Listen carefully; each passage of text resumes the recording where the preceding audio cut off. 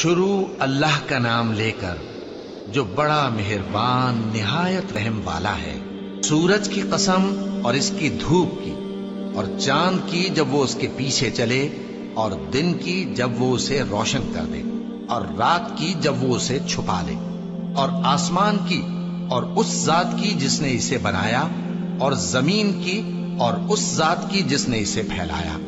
اور نفس انسانی کی اور اس کی جس نے اسے درست کر کے بنایا۔ پھر اس کو بدکاری سے بچنے اور پرہیزگار بننے کی سمجھ دی کہ جس نے اپنے نفس کو پاک رکھا وہ مراد کو پہنچا، اور جس نے اسے خاک میں ملایا وہ نامراد رہا۔ قوم سمود نے اپنی سرکشی کے سبب پیغمبر کو جھٹلایا۔ جب ان میں سے ایک نہایت بدبخت اٹھا تو اللہ کے پیغمبر صالح نے ان سے کہا کہ اللہ کی اونٹنی اور اس کے پانی پینے کی باری سے خبردار رہو، مگر انہوں نے پیغمبر کو جھٹلایا۔ پھر اونٹنی کو مار ڈالا